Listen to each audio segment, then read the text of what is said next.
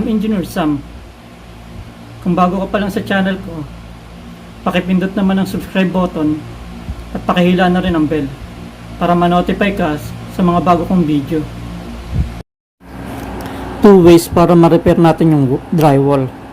First, kunin natin yung size ng damage na wall.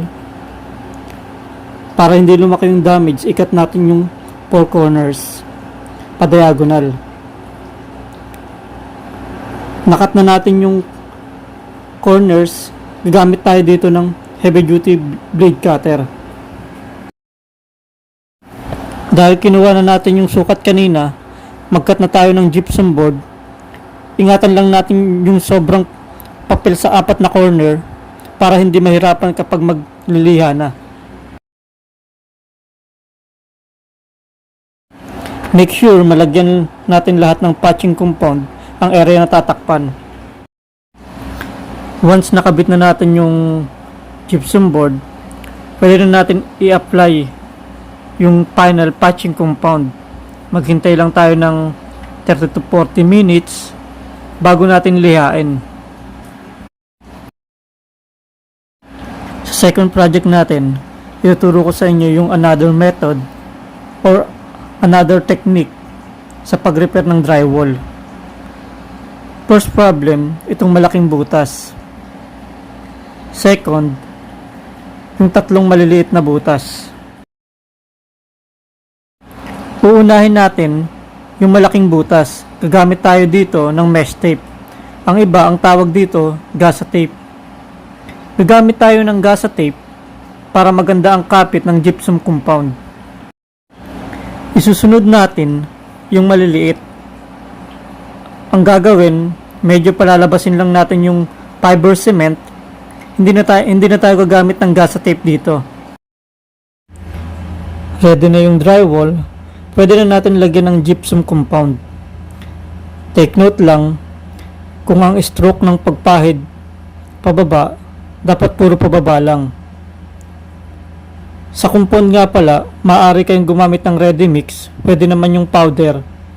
Maglalagay lang kayo ng tubig. Ang ratio ng tubig at powder 50-50. For example, 100 ml na tubig, 100 ml din na boral powder.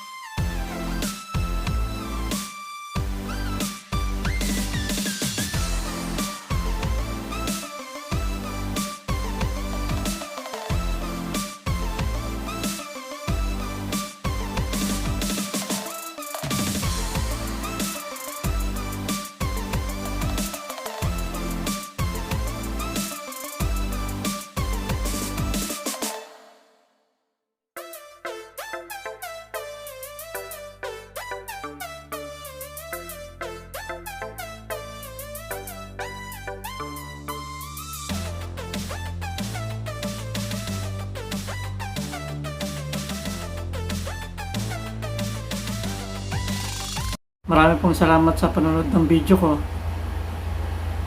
Muli po, I'm Engineer Sam. Kung meron kayong tanong or suggestion, mag-comment lamang sa baba ng video na to. Pwede nyo rin po ako i-message sa Facebook page na Great Job 121.